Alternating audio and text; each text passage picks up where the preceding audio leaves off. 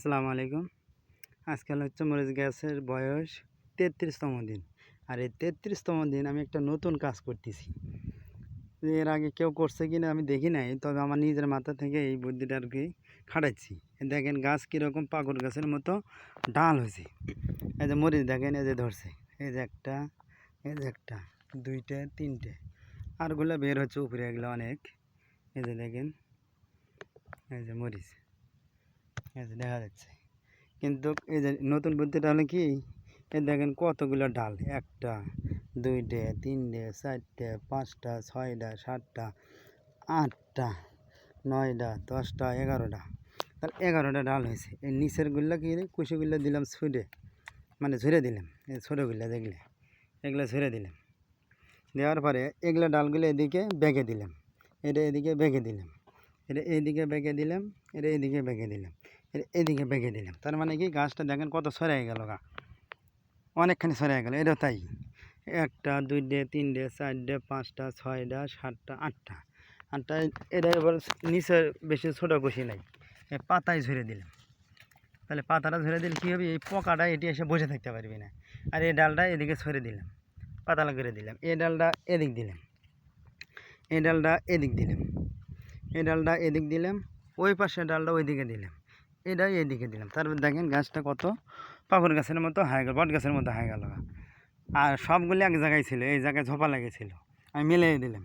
এই গাছটাও দেখেন তাই, মানে ঝোপা হয়ে আছে। আমি কি করবো, এই ডালটা দেখেন এদিকে নিচের দিকে ঠেলা দিলাম, মানে নরম গাছ, যেদিক দিয়ে সেদিক যায়।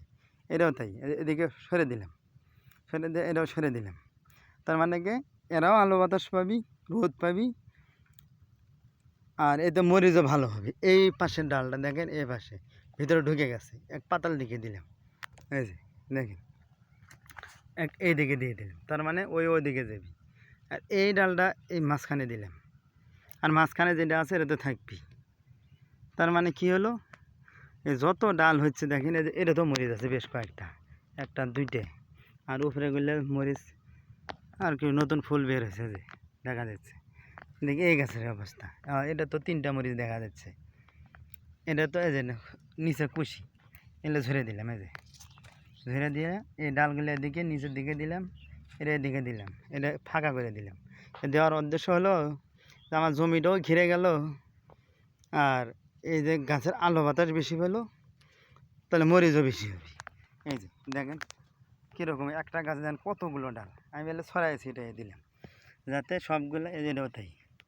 এদিকে দেখেন আমার জায়গা খালি আছে, তার মানে এই ডালটা এদিকে বেঁকে দিলাম, এটা এদিকে বেঁকে দিলাম, এটা এদিকে বেঁকে দিলাম, এটা এদিকে বেঁকে দিলাম।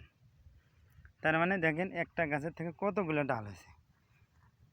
এই গাছের সাথে এই গাছ এখন ঠেকে গেছে গা, ওই গাছের সাথে ওই গাছ ঠেকে গেল গা, এরকম এগুলো এই গাছের সাথে এই গাছ প্রায় ঠেকে গেছে। আর এটা যদি এদিকে দিই তাহলে ওইদিকে ঠেকে গেল গা।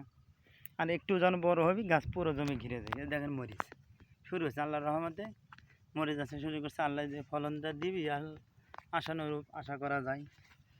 এই যে পরিশ্রম করতেছি, আল্লাহ এখন সফলতা দেওয়ার মালিক। এই যে প্রতি গাছে 2-1টা করে মরিচ আছে, কিন্তু নিচের ডালে একটু কম ধরছে, গাছের চেয়ার একটু বেশি তো এই জন্য একটু মরিচ খার গাছ বাড়তেছে, প্রচুর পরিমাণ বৃদ্ধি পাচ্ছে। দেখেন গাছ কত বড় বড় হয়ে গেছে।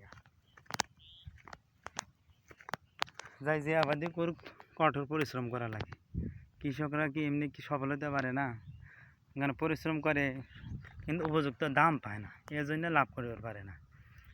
আসসালামু আলাইকুম ওয়া রাহমাতুল্লাহি।